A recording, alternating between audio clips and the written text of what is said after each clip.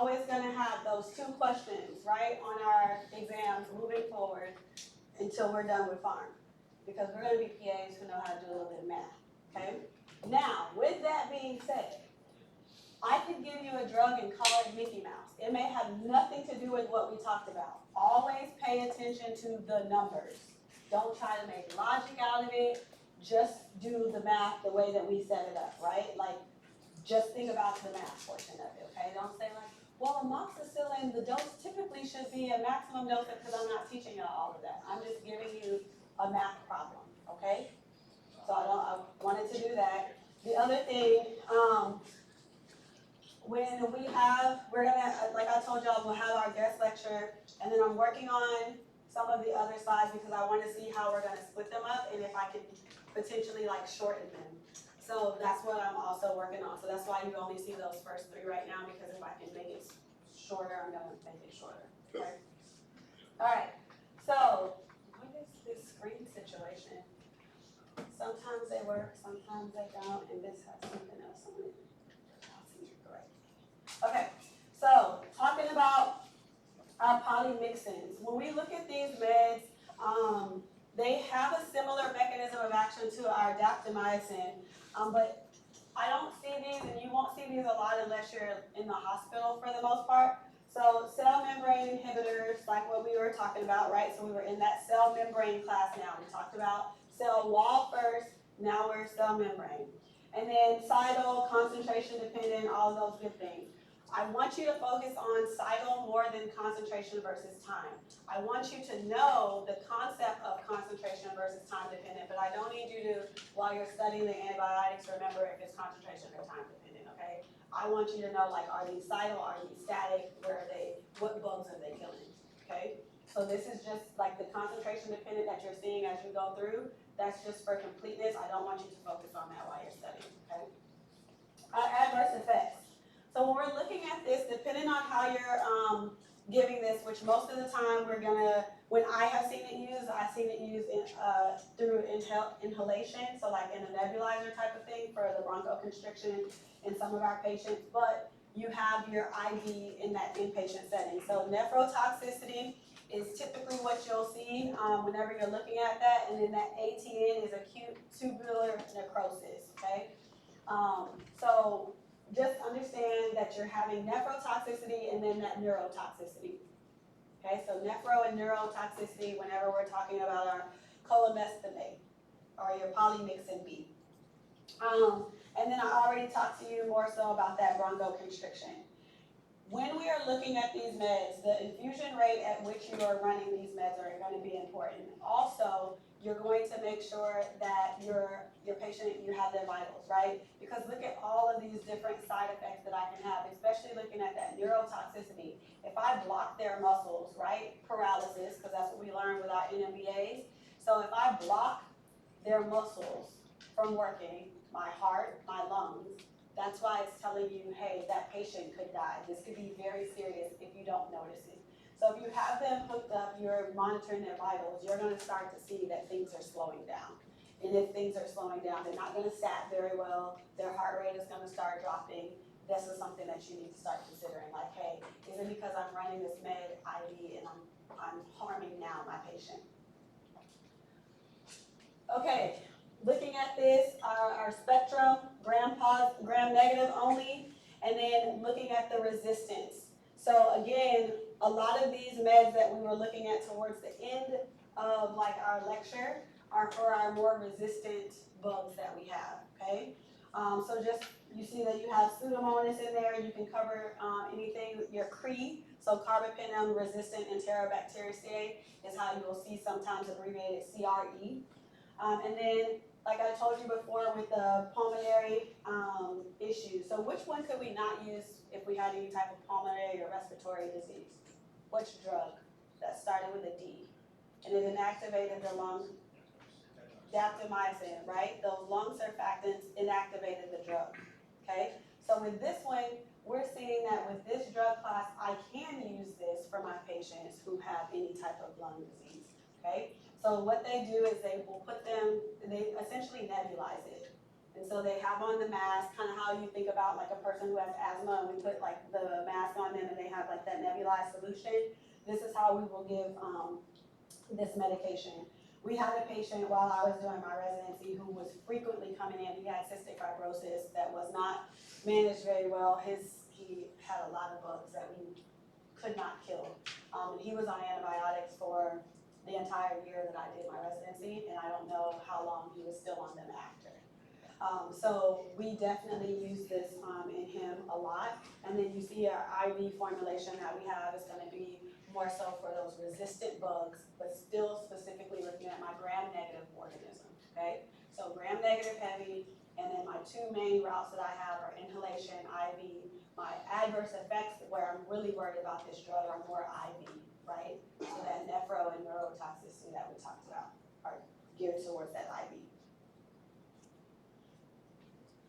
Clinical uses, for some more clinical uses that we have, and this is where you probably have this in your house already, because a lot of people have Neosporin, right? And so this is one of those components that is in the Neosporin that we have. So you have your different types, so your topical, used for different things. So sometimes after like C-sections, you'll see where they'll do a bladder irrigation, or if somebody has an infection, they can still do a bladder irrigation where they essentially try to rinse out the bladder to make sure that there's no bacteria that are growing in there. And then when you have ear infections, you see that you can use this as well. A lot of times with ear infections though, we don't love to use eardrops, depending on how that patient is presenting, but that's where you see this, that you can use this. And then your topical, as in topical like on your skin, polymyxin B, neomycin, bacitracin, and your hydrocortisone. You can see that these can be mixed together in different formulations as well.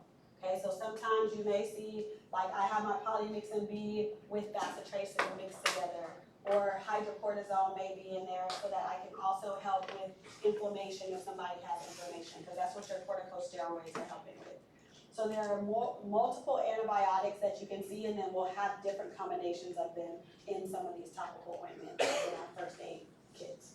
Okay, so that's all this is showing you. So just remember all of your uses that you have. So I can put them as eye drops, I can put them as ear drops, and I can use them for bladder irrigation. I can use them for my patients who have multi-drug resistant infections, and I can use them for my CF patients. Bless you. That was it. All of these other slides are just, again, little things for you to see kind of where things are working, not tested. Let's open up our next slide chat, which is part 2.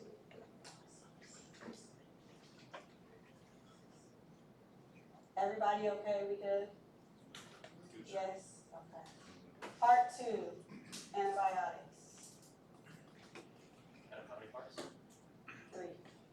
But part 3 is going to go over kind of more how we can apply what we learned in part 1 and part 2. So it's like a review for us. I love it too, kind of. Okay, so now we're going into more of our drug classes, okay? So we talked about so far, we had our cell wall inhibitors and we had our cell membrane inhibitors, okay? Then I'm going to still keep in the same format, breaking them up as we go through these so you can say, okay, this is where they work. These are 30S inhibitors and so on as we go through here. ELOs listed here. That same picture that I told you was a good summary for you to see your mechanism of actions, where your drug's kind of working. And then we're going to be focusing down here on our protein synthesis inhibitors as well as our gyrase inhibitors. We'll have all of these drugs essentially covered. So when we're looking at our protein synthesis inhibitors, just understand that 50S and 30S are our targets with our antibiotics. That is where we're trying to go into those bacteria and kill them. So that is where we're trying to have that selective toxicity that we talked about, to where we can minimize our harm to that host, because ours are different, right? So our cells, we have 60 and 40S. So therefore, if I make my drugs to select my 50 and my 30S, I'm not hurting myself. I'm specifically targeting that bacteria, selective bacteria, or selective toxicity. We're still going to have side effects though, right? Like most of our drugs, we're coming in with side effects. We have baggage, all right? So make sure that you're just understanding we're trying to, when we're specifically looking at our protein synthesis inhibitors, 50S and 30S subunits. So when you're studying this portion, separate your 50S targets from your 30S targets. Because I could just be like, well, which one targets 30S specifically versus 50, okay? So, looking at our 30S inhibitors, still have our same little diagram here, so we're seeing what's covered. But overall, what we're trying to do is stop that protein synthesis. If I can stop their protein synthesis, then I'm slowing down the growth of these bacteria. Not necessarily killing them per se, but they will slow down the growth to where most of the time our body can then come back in and say, all right, I got this. Who do we not do that in? Who do I not give bacteriostatic drugs to? Your immunocompromised patients, right? Because they are not going to be able to come in and say, I got this. They're just looking at you to help them with their med, okay? So we need to be vital. So when you're looking at this, we have our two different kinds. Remember I told you don't worry about your time versus concentration dependent whenever you're looking at this. So my bacteriostatic was slowing them down, right? So here are my tetracyclines that I have. And then I have my bactericidal, which is going to be my aminoglycosides. Both of these are looking at 30S. They are killing in a different way, okay? Or not killing and slowing down. So making sure that you're remembering the two. The way that I remember my tetracyclines is static is like time if you're slowing down time. And I remember that tetracyclines is also a T. You also see that these all end in cycline, right? Tetracycline, tigacycline, doxycycline, minocycline are all tetracyclines, okay? They all end in cycline. Looking at this, the big thing that I want you to remember is it's a 30S inhibitor. The binding of the tRNA to the 30S is very detailed. If I ask you 30S inhibitor, you see 30S inhibitor, you should be thinking about one of these. And then whenever I look at aminoglycosides and I know that these are cytal, I think about and I remember the acronym GNAT, G-N-A-T. So you know how gnats like are flying around and they're super annoying and you just want to kill them, right? So that's how I remember that my aminoglycosides are cytal. I want to kill the gnat, G-N-A-T. So my gentamicin, my neomycin, amikacin, and tobramycin are my aminoglycosides. Both of these are working on the 30S, okay? And to summarize this long definition, 30S, okay? For both of them, all right? So, looking at my tetracycline, very good drugs. There's lots of stipulations depending on which formulation of them you're taking as far as like PK parameters, if food is gonna affect it or not. So looking at this, and when you see any oral formulation, our assumption is it has very good oral bioavailability. Because if it didn't, we would switch to a different formulation. We would say, hey, we're gonna use IM or IV, or we're gonna give them some other formulation, not oral, if it had poor bioavailability. So I'm not expecting for you to remember what that F is, just understand that these are, in general, they're oral medications that our patients are gonna take. We want to make sure that we're giving this on an empty stomach because our bioavailability can decrease quite a bit if we do give them with food, okay? So, avoid food when we're talking about our tetracycline. When you're looking at your antacids, what happens is they can chelate with our drug, and it'll essentially bind that drug and make it inactive, right? And so we don't want that to happen because now I also have decreased my bioavailability because my drug is bound and it's not doing anything, it's committed, all right? So we don't want that to happen either. So sometimes what we'll do is we'll definitely, we'll spread out how often they can take it, their antacid, or we'll say, hey, you can't take this antacid while you're taking this medication. Especially if you know you have a person who's not gonna listen to you very well, then we're not gonna trust that they're gonna spread out their antacid 4 hours before. So there's like a whole thing. So we'll talk about this, which is down here at the bottom. So when we're looking at that, it's like, all right, you have a window. I typically tell people 2 hours because I want to make sure that that antacid is gone before they take their drug. So 2 hours before or 4 hours after they've had food, so that we're making sure that their stomach is empty if they then choose to take their medication. So it depends on why someone is taking an antacid. Some people have started to take it because they had reflux and they just get stuck on them and they just keep taking them, not necessarily saying that they still need the antacid. So ask those questions. If you can get them to avoid it while they're on a tetracycline, the better. Looking at your doxycycline, again, you still have good oral bioavailability, oral option. We use this for several different things, infections, acne. You will see doxy used quite a bit. So when you're looking at this, your doxycycline, the 20 milligram, so if I give you a strength of a doxycycline, that's the only one where you're saying, hey, I can give this on an empty stomach. Otherwise, you're trying to give it with food because it can cause such bad GI upset that you have poor adherence to the patient taking the medication, okay? So this is essentially the opposite of your tetracycline, right? Our tetracycline, we said empty stomach. Our doxy, we want to give them food unless they're doing the Orencia version or the 20 milligram of the doxycycline, okay? Same thing with our antacids. With this one, another thing to point out is that we're not worried about our renal dose adjustments, which is good for us. And then your minocycline, also giving that one with a meal, okay? So you can remember your minocycline starts with an N, we're giving that one with a meal. So the only ones that are empty stomach are your tetracycline and your doxy 20 milligrams. Okay, everything else, we're giving it with food with our tetracyclines. Don't try to remember the F's. I'm not gonna ask you what the F is for a drug. We just know that they're oral, right, because they have good F's. This is what I was telling you guys yesterday, or where you'll see like these bugs kind of blending in with the slide, and that is on purpose, okay? Because I don't want you to try to remember every single bug. I guess what I want you to think about is we're covering a lot of things when we're looking at a lot of these bugs when we're looking at our tetracyclines, which is why I said they're good drugs. The issue is like getting the food situation right, and when we talk about some of these adverse effects. So when you're looking at your spectrum, you see that we have MRSA coverage, which is good. We have strep pneumo, which is good, so when you're thinking about like pneumonias, we can cover those. Our atypicals, we haven't seen a lot of our drugs yet cover atypicals, and that's one of those red boxes that you had on that chart that I told you to just remember the red boxes. This is one of those drugs that can cover our atypicals. And then H. pylori, we'll talk about this because remember we talked about our different regimens that we could have. So our H. pylori pops up again, and then our anaerobes. Okay, those are our big ones that we have. We'll talk about anthrax. Everybody knows anthrax and how it can be used as a weapon, right? So we can also use this in those situations.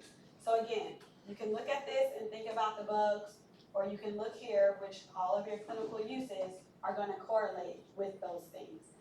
So if it's not a red box, I'm not expecting for you to remember the bug, right? So MRSA is a big thing that you need to remember here, and your anaerobes and your atypicals are big things because those were red boxes. Otherwise, just clinical use. So when we're looking at our clinical use, you're going to see how I try to put like doxycycline, doxy specifically are covering these first four, whereas you have several different options when you're looking at the things that are on the bottom. So Rocky Mountain spotted fever is one of the big things that we use for those tick-borne illnesses with our doxy. So that's like our drug of choice for Rocky Mountain fever. Mountain spotted fever.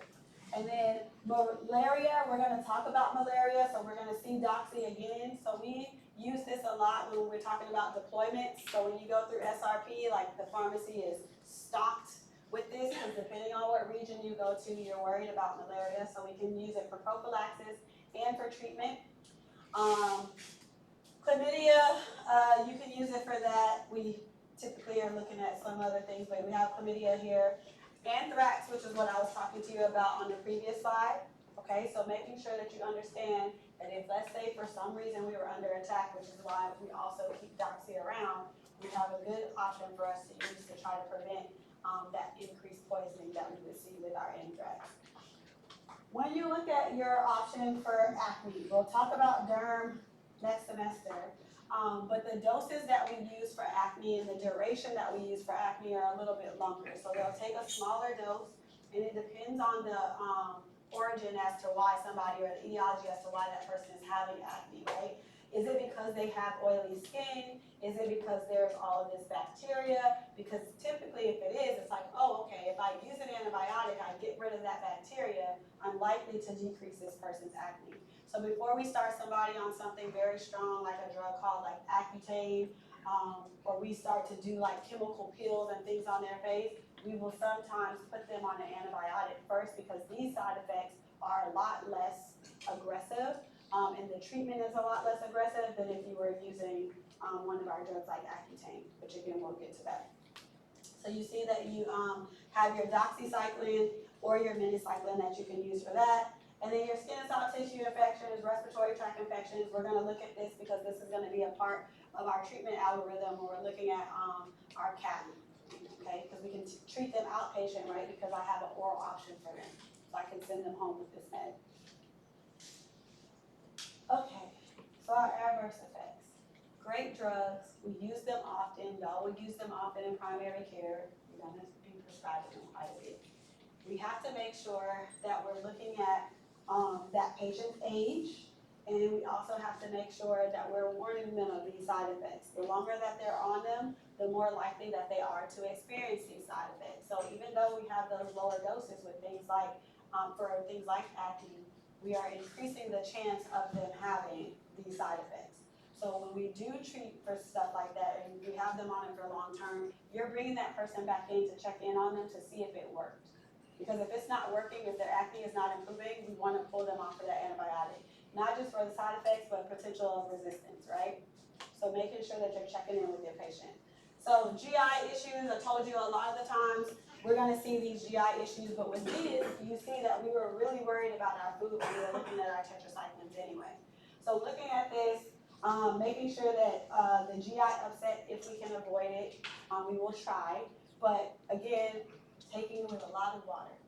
The reason why we're telling them to do this is because if I am not drinking enough, or if I lay down, the tablet or the capsule, depending on what that formulation will be, will just kind of sit here. And we're not using gravity to our benefit to get that medication out of their esophagus area, okay? So we tell them to drink a full glass of water, and they're up for an hour, okay? So 1 glass of water, 1 hour.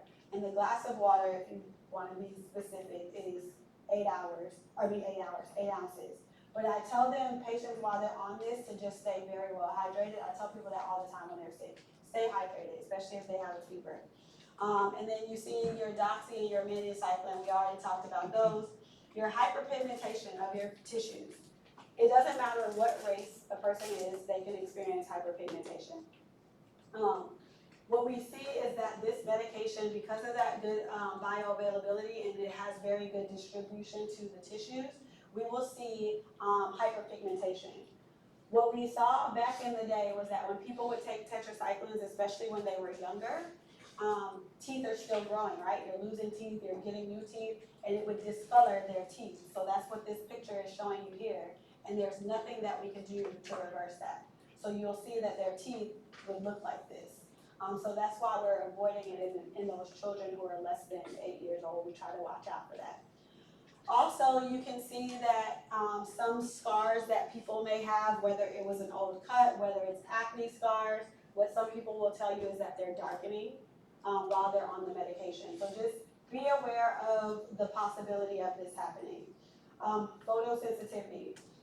With our photosensitivity, we already talked about that and how they're more likely to burn. So with helping and trying to minimize that hyperpigmentation anyway, I tell people to put on sunscreen. It's a great moisturizer for you to use as it is.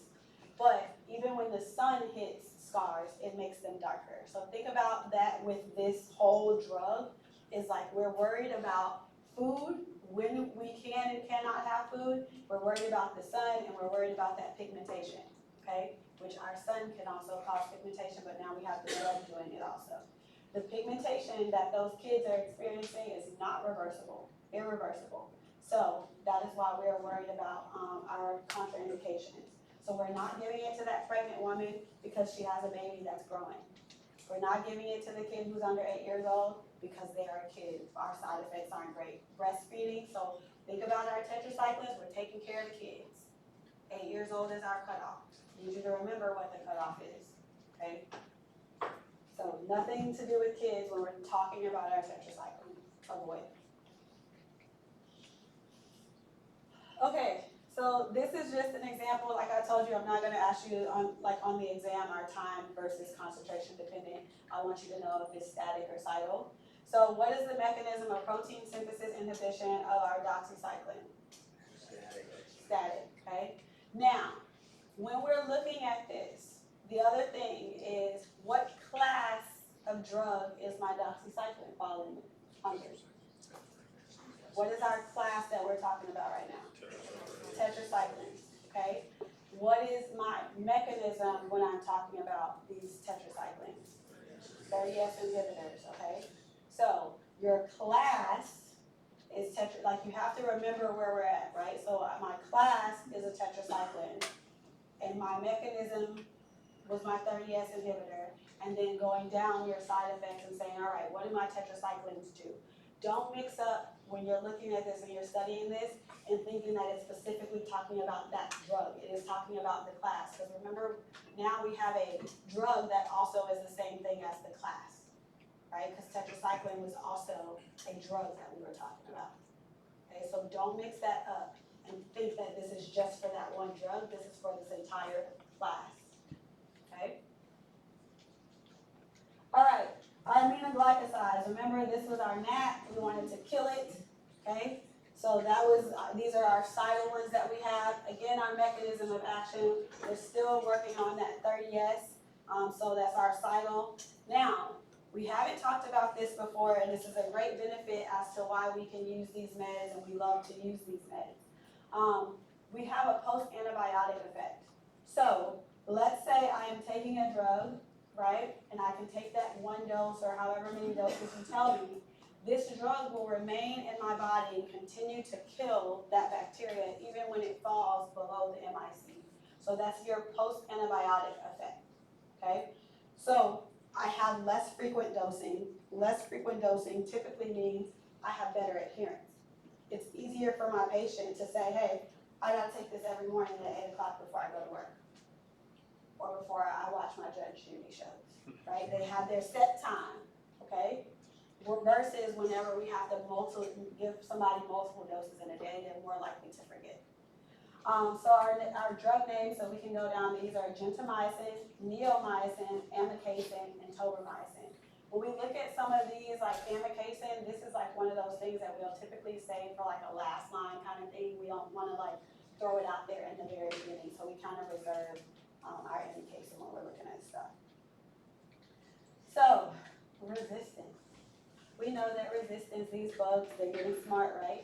So we kind of talked about this, and we went over what we were saying with our aminoglycosides with our anaerobes, right? So we had, what type of resistance was that?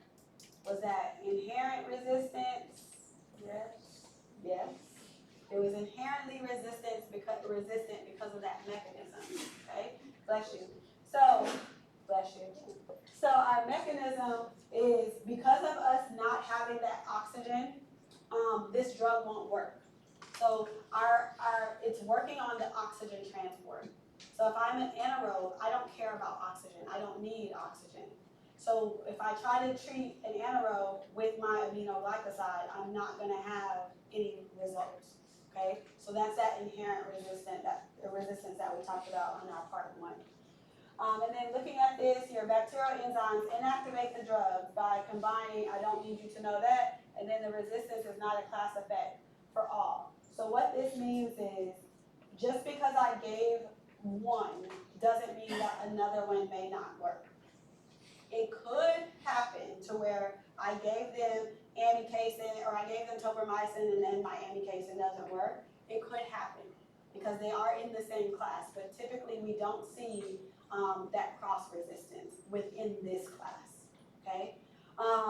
Renal adjustment, so make sure that we're watching out for that renal clearance that we have, and then looking at this, we don't want to use it in our pregnant patients because it can cause ototoxicity in the fetus, okay? Which we won't know until they come out, and then they're going to have hearing problems.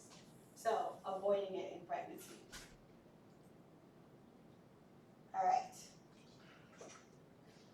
So when you're looking at this, oh, I don't have a lot of gram-positive coverage.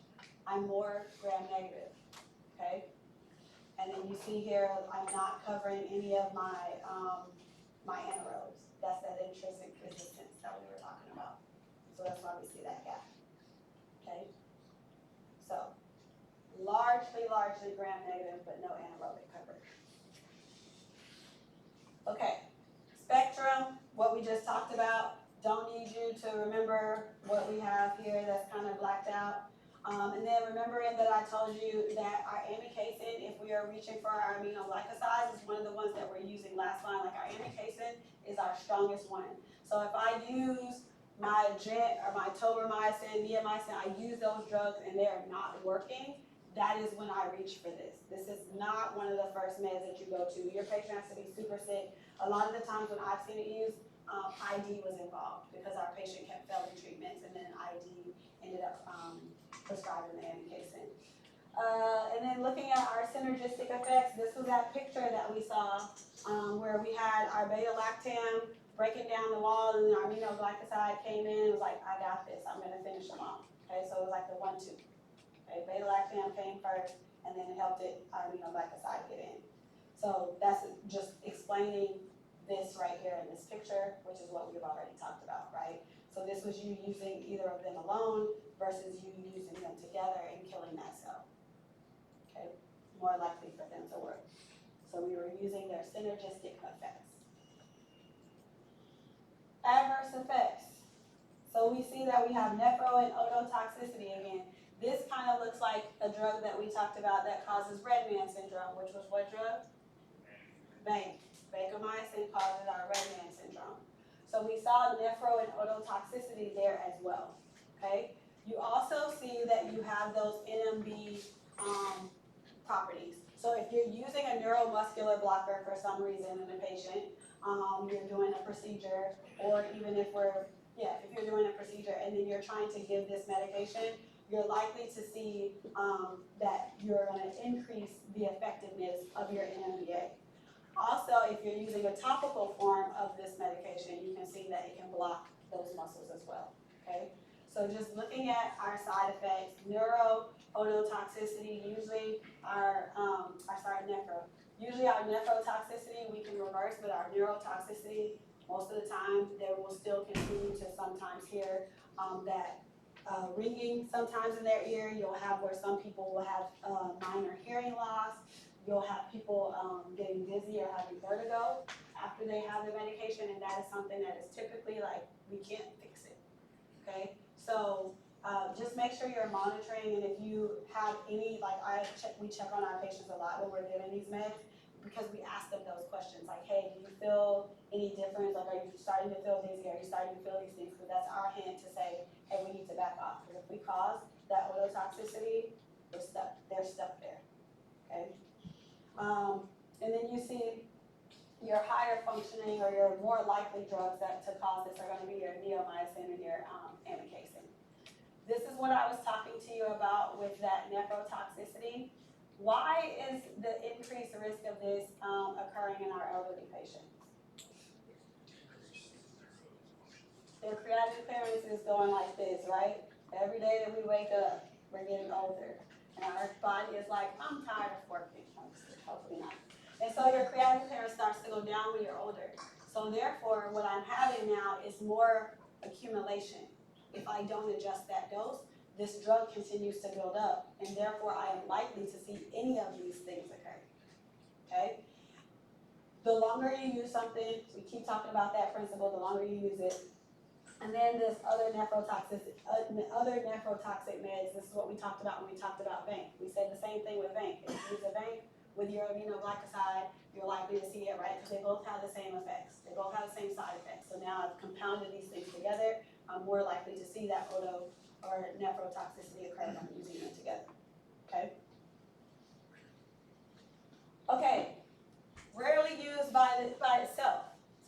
why we were talking about that synergistic effect, and me trying to say, hey, I need you to help me get in here. It's easier for me, my availability that I have, my bioavailability, my F is gonna be higher. Me reaching those tissues is gonna be a lot higher if I have somebody to help me get in, okay? So that's why we typically don't see this alone unless we're using it for our UTIs. And we'll go into some UTIs in a little when we get to our part 3, but just understanding that that's usually the only time that you're gonna see this used by itself. When we're talking about more serious infections, systemic type things, this is going to be used in conjunction with something else. And then that's our cell wall inhibitors like we talked about, right? I need you to help me get in, right? The 1, 2. And the aminoglycoside is usually the 2. They're coming in after I've opened the door for them, okay? So those beta-lactams or our cell wall inhibitors, any of our cell wall inhibitors that we have, are kind of being like the Trojan horse, right? They get them in the door, and then the aminoglycoside goes in. All of our clinical uses you see can be listed here. So our febrile neutropenia, looking very similar. We saw some of these indications before, bacteremia. And then your cystic fibrosis, again, when we give this, a lot of times we can do this where we are giving it through an inhalation also. Endocarditis, your VAP, because remember we said our VAP was when our patients were in the hospital. We may have put them on a ventilator for whatever reason, and now they have acquired pneumonia. We can use this medication there as well. And we already talked about the fact that that inherent resistance, which is why I don't see my anaerobic coverage. This dosing, I just want you to know that it exists. Just be familiar with the words, okay? So when you're in the field, you have 2 different ways that you can dose, the extended interval or your traditional. Your extended interval, you're gonna be giving the higher doses, right, at longer intervals. The issue with that higher dose, you have to be careful because what were my 2 side effects that I'm worried about, like my bigger ones? My odo and my nephrotoxicity. So the higher the dose that I give this patient, the more likely I am to where I'm knocking on their door of that happening. So we do extended intervals because remember we also have the post-antibiotic effect. So we do kind of look at this and say, hey, I can give this extended interval. I'm just worried sometimes about the possibility of that side effect occurring. And then your traditional smaller doses. If your patient is in the hospital and you're not running a whole bunch of meds, this is a great option for you to use, okay? So they're giving it several times a day. So just understand that there are benefits and risks to both dosing methods. Depending on what MTF you are at, they may have a guideline that says we are only going to do extended versus traditional, okay? So that just depends on where you are, on how they're going to choose to do that, okay? So make sure that you look at that. I don't need you to know these advantages and disadvantages of them. Just understand that there are 2 different options that we have. You can do extended versus traditional. I'm not gonna ask you about this. Your facility will tell you what you were doing, okay? This is just showing you the difference between your extended versus your traditional. So this one, you see how my dose is a lot higher, but I'm allowed to just give them that 1 dose in 24 hours versus me giving this every 8 hours, so that 3 times in a day. So I'm just using the properties of the drug, the benefits of the drug to say, hey, what do I want my dosing interval to be? All right, so just understand that there's 2 different ways that we can give it. When I'm looking at my bacterial activity, I say that these possess more gram-negative or gram-positive? Negative. Do I have anaerobic coverage? No. All right. Are we at 50 minutes yet? I don't know, we're trying to start. We are at 50 as inhibitors. Okay, just let me know because I lost track of time because I changed the slides. Okay, so our 50S inhibitors. When we talk about our 50S inhibitors, again, protein synthesis inhibitors still, but now we're focused on that 50S subunit, okay, versus our 30. So our tetracyclines, our aminoglycosides, those were 30, now we're at our 50s. We have several different ones that we're looking at, different classes. So you have your macrolide, your glucosamide, and your oxazolidinediones, okay? When you're looking at your macrolides, the way I remember it is my ACE is a MAC, okay? Like my best friend is a MAC. So azithromycin, clarithromycin, and erythromycin. You can't really remember these as like the ending, right? Because you see your lincosamide, your clindamycin also ends in mycin. So just be careful with how you're trying to remember these. Clinda is not a macrolide. Clarithromycin is your macrolide, okay? So I know y'all, we like word associate sometimes, so just be careful with this because this is the one that everybody typically misses and makes assumptions, okay? So clarithromycin is a macrolide, your lincosamide is your clindamycin, okay? And then you have linezolid, tadalafil. Those you can remember, they have lid in the class name, right? And then you see you have Zolid as well. So Zolid, okay? All right, looking at our coverage, you see they're not like fantastic, but we do use them, but they're not great, okay? What was my concern whenever I was looking at Clinda? What was the thing that we talked about that Clinda causes a lot of? That starts with a C, and we can treat it with oral vancomycin. C there, okay?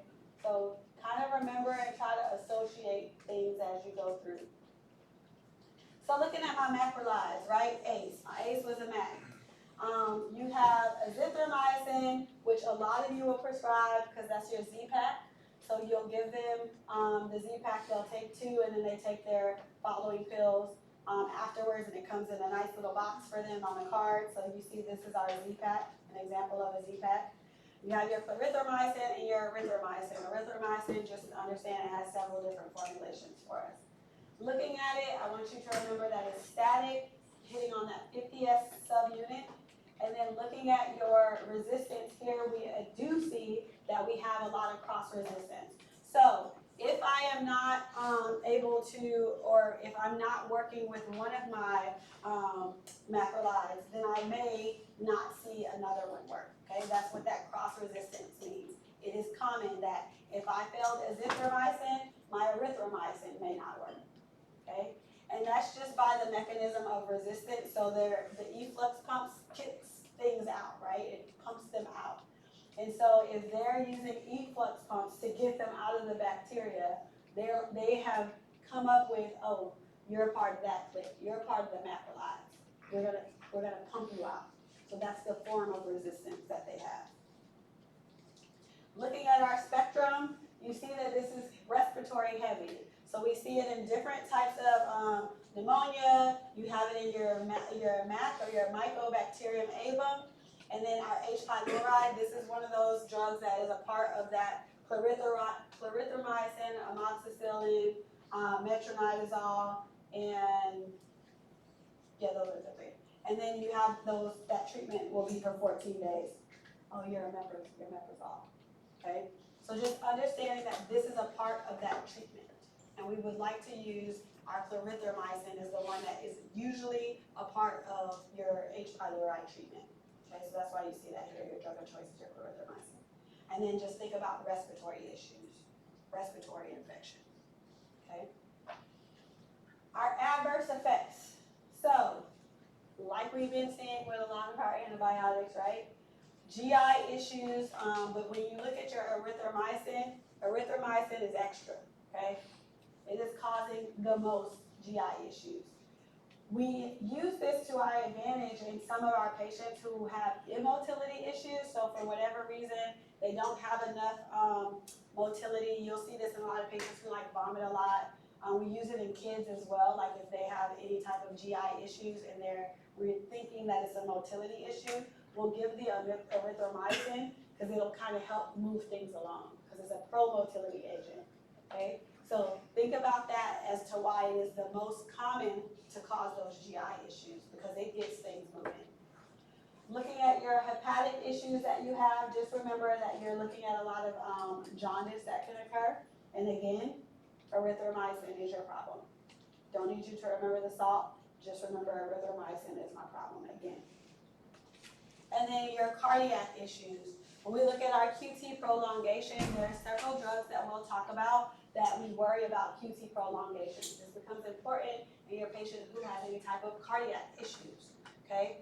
So depending on what their underlying or their baseline is for that QT interval, some of our patients, we can push them into having an arrhythmia, okay, which could be deadly for that patient.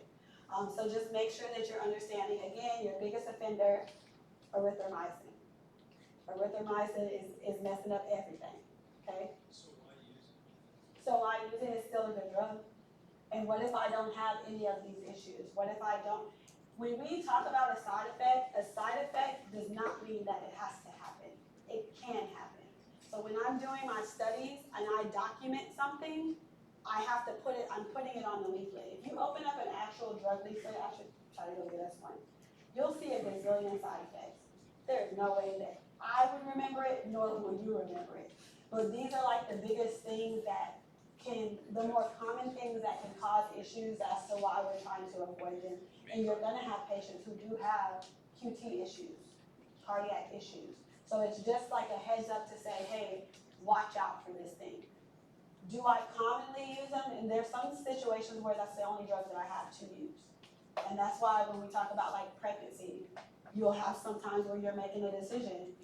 Yes, I know that I should avoid this in a pregnant patient, but if the mom dies, the baby is probably gonna die too anyway, depending on where they are in their pregnancy. So like, we teach you black and white, and I keep telling y'all this, like I can teach you this black and white and on paper. When you have a real person in front of you, it's different. And ethics comes into play, a lot of stuff comes into play. You're gonna start doubting, like sometimes you'll doubt yourself, like, okay, what am I supposed to do personally versus what am I supposed to do as a professional? This will be a lot of that. Pharmacy is a lot of that. Using certain drugs sometimes, even when we talk about birth control, we have some people who like, you don't believe in birth control, but that's your job. If I came to you and I said I want it, you gotta give it to me. So these things, like, if this is the only drug that you have for a disease state, that's what you're gonna have to use. And we hope that they don't have the side effects, okay? But it doesn't mean they will have every side effect. So we already know we don't like erythromycin. We don't use it often. But here are your clinical uses. Remember I was telling you about those bugs and I said just remember respiratory things, right? A lot of respiratory things. So you see you have upper and lower respiratory infections. We already talked about that H. pylori with us using our erythromycin. Acne, we'll talk about different formulations that we have, but we have where we can put erythromycin. We also have clindamycin topically that people can use. So this is more of a topical that they will have mixed in, and they put it on their face, and it's a good drug. So you have topical formulations.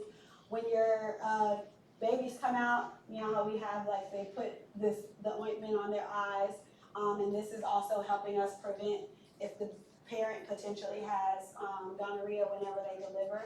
Sometimes patients will opt, or OB will say, hey, I'm gonna deliver C-section versus vaginally so that we can avoid this also. But this is also why we see that erythromycin being put on the eyes. Chlamydia, okay? So when we're thinking about this, we're seeing that because my ace is out there and she's being a man, she had a lot of stuff going on, right? A lot of STDs and things out here, okay? So remembering these uses are gonna be very important. Looking at your pregnancy. We use these sometimes when we're talking about pregnancy. Are they necessarily the drug of choice? No. The one that you're going to see used more so for when we're talking about pregnancy is going to be your azithromycin. It is not first line though if you're going to have a C-section. And the reason why this is important, if you're having a planned C-section, everything goes how it's supposed to, you know when you're having your baby. This is not going to be a drug that they use. This is more so like an emergency situation. The baby's heart rate is starting to drop, the mom is crashing, whatever it may be, and then they're having to quickly go in and do a C-section. That's where you'll see us using our azithromycin. No, so think about, remember what I told you when we have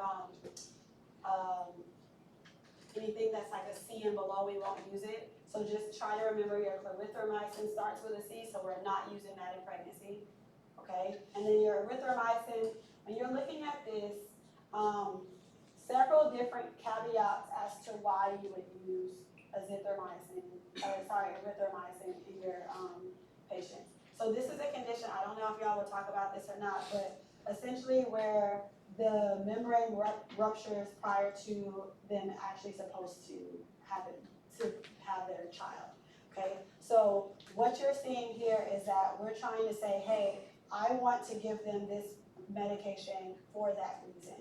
I am not expecting for you to remember this whole thing. Just remember it's our antibiotic choice if the membranes rupture.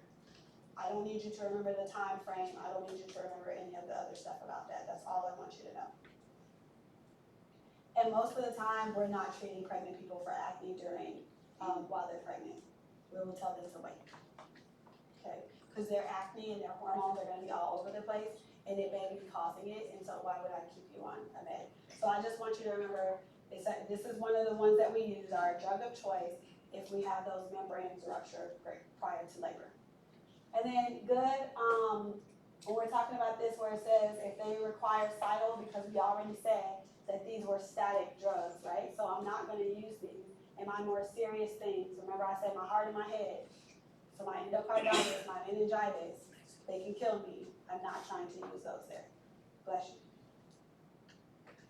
When we finish this little class, we'll go to our break. Azithromycin. So looking at azithromycin, this is one of those ones that has a longer half-life. So what I do is I say, I'm going to use this medication. I'm going to make this person take it depending on the indication as to why you're using it, depending on your clinical use. What we do is we will typically have somebody take it for 3 to 5 days and understand that we're going to have at least an extra 2 days or so, 3, on top of when they stopped taking that med because of the half-life.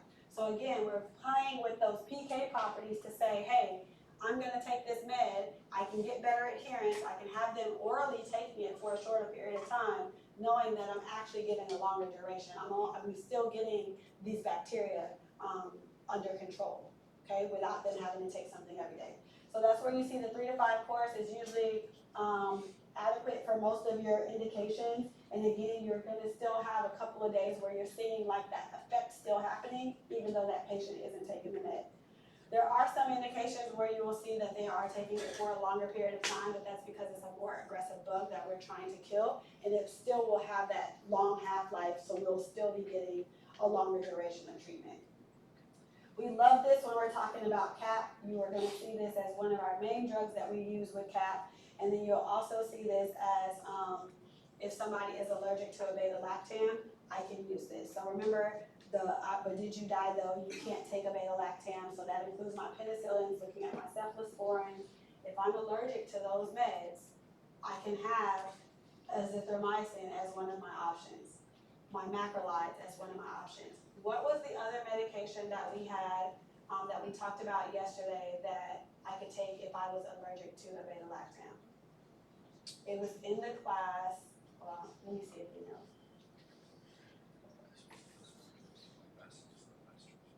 It's in a monobactam class. And it's the only one, remember I said it's the only one that falls as a monobactam, and it starts with an A, as trianam, okay?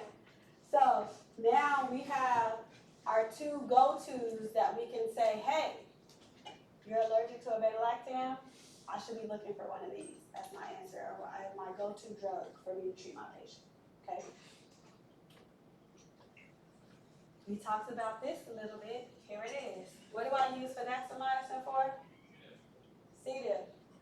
Remember I had my oral bank, and oral bank for a long time because it's not absorbed used to be what I used. Now my first line that I use is fidaxomicin for my C. diff. Oral medication, it falls under a macrolide. Typically, though, all we're using it for is C. diff. We are not using it for anything else. It's trash for anything else. C. diff.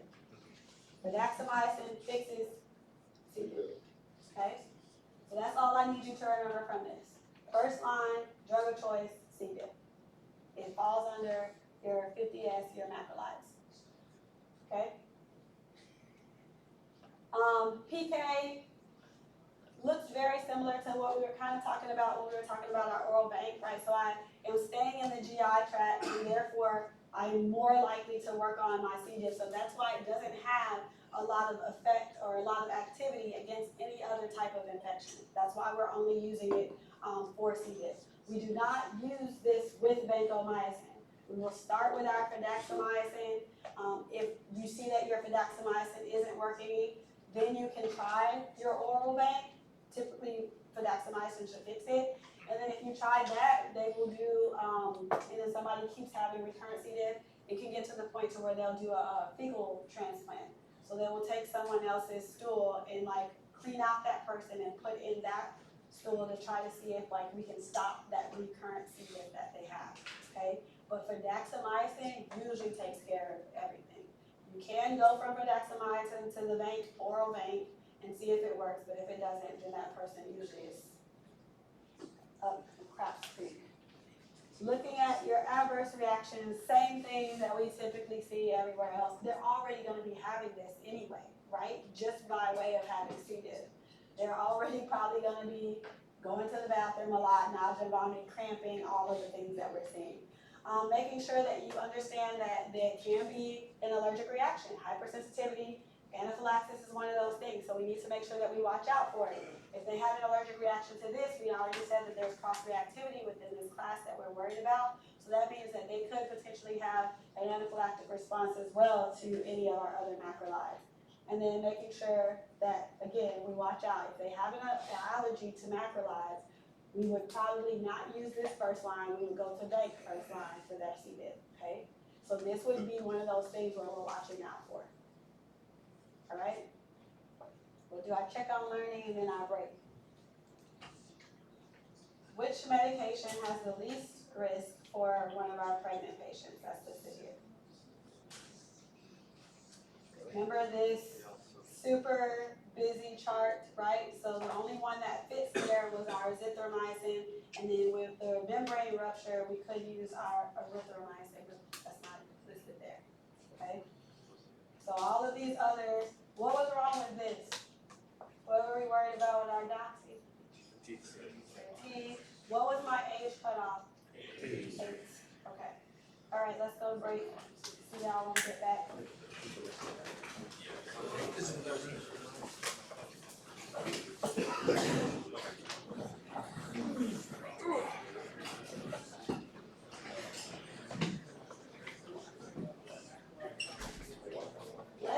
10:45.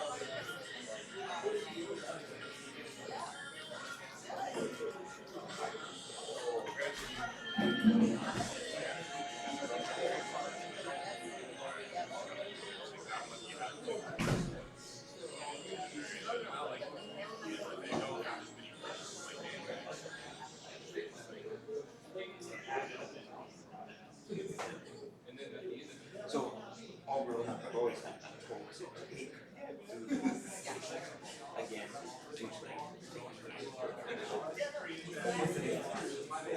You move.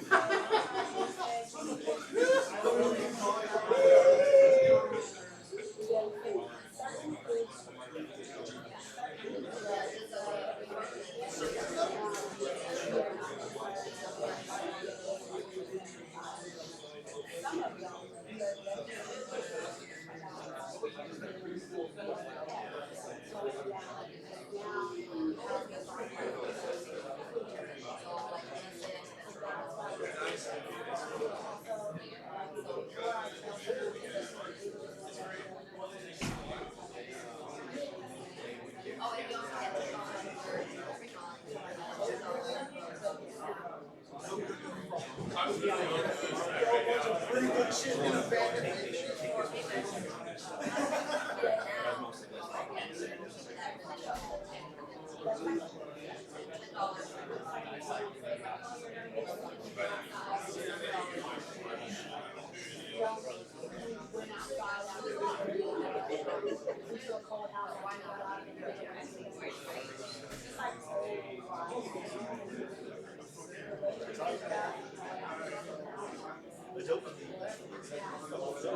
So most medications it's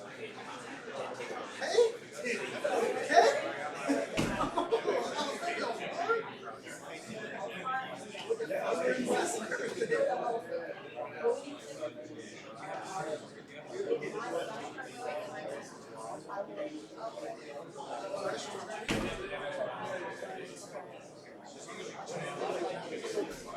Dab it up. You saw that dab it up.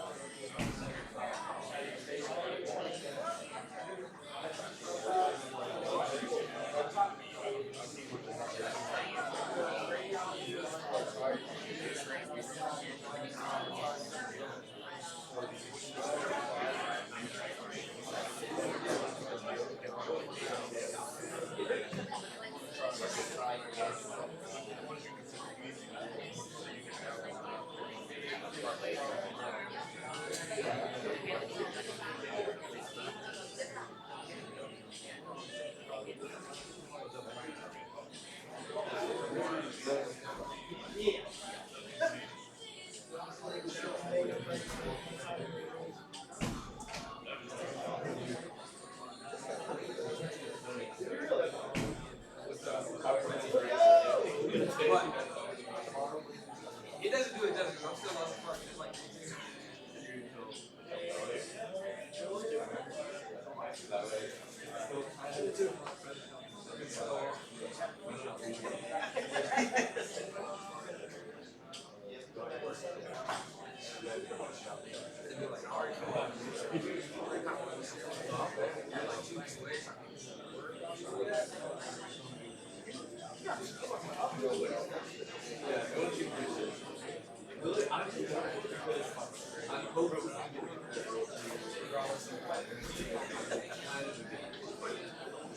that's what I'm saying. Regardless of what. As long as you get it.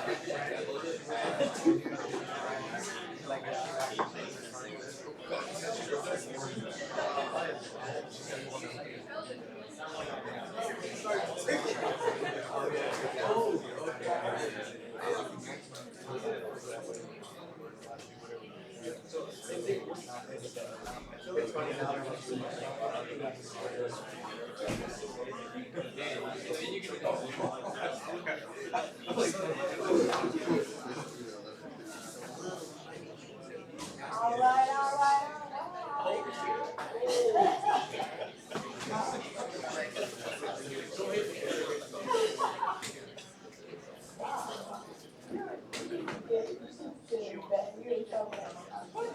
I appreciate our energy. I like it. I like it. This thing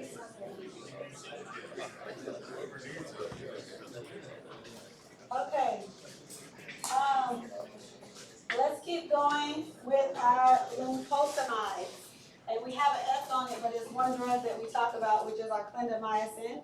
So remember, we're not going to mix this up with our, what other drug that we just talked about? Clarithromycin. Where does that fall? Where does your clarithromycin fall? What is it? It's a macrolide, okay? So our clindamycin is a glucosamide. Still working on our 50X. Several different formulations that we have for this. Another good med, another good option. You see that it is still protein synthesis inhibitor, bacteriostatic, just like we talked about with our tetracyclines, okay? So bacteriostatic drug is what I want you to remember from here. Looking at this resistance, what you're looking at here is what's called a D-test. And what they do is they put the antibiotic on a disc, okay? And then what you're seeing is if the one that says, you have one that says E and you have your C. And your C is your clarithromycin one, or your clarithromycin, this is a erythromycin. And so, oh, y'all can't see anything that I'm pointing to. That would be helpful. Okay, so when you're looking at this, right, you have the drug here, and we have a drug, and we have it here. And essentially, when you see this D here, this means that it's positive, like D test positive.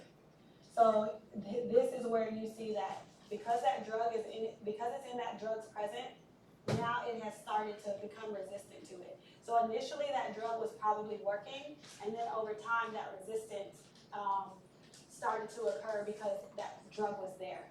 And so the bug was like, hold up, I'm gonna defend myself. So now we have induced that resistance. So just remember inducible resistance is all that I want you to remember when we're talking about our Clinda. And then you can verify that with a D-test. Okay, looking at our clindamycin, like I said, good drug. You see that it does penetrate well into our tissues, but we don't get that penetration when we're talking about our CSF. So what if I don't have good penetration with my CSF, what's something that I know that it's not going to treat? Okay, all right, so poor penetration to my CSF, and I'm not worried about my renal adjustant. So remember, we got like a handful of drugs now where renal adjustant is not of our concern. And then your spectrum, we have good coverage, gram positive, we got some anaerobic coverage, so some gram negative in there.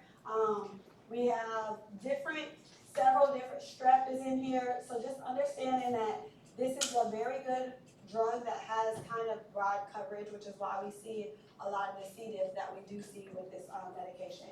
Also, we got that MRSA in there as well, so there's 2 of your boxes being covered with this drug. Looking at our adverse effects, big thing that we talk about is the GI that we're worried about. So just like we were talking about taking a full glass of water, being upright, and drinking a lot of water, being upright with our tetracyclines, we're looking at this here with our Clinda as well. So your C. diff is what we're worried about. So much so that we have a black box warning for it, okay? Remember, our black box warnings are like those big cautions that they're giving us for a drug because it's very likely to cause that side effect, and if it does happen, then it can be deadly, especially if that person was like being treated outpatient and they didn't realize that they had C. diff, and they spread the C. diff around their entire house, and now everybody has C. diff, they're dehydrated, they don't go get help. Big issue, okay? So black box warning when we're looking at the C. diff that deals with Clinda, okay? Clinda makes them go to the bathroom, alright? Looking at your derm, you do have some people, especially if they're HIV positive, where they will develop a rash just from the sensitivity of the medication, so watching out for that. 10% seems small, but that can become a larger number, especially if you're dealing with ID and like infectious disease and you have a large population of HIV patients.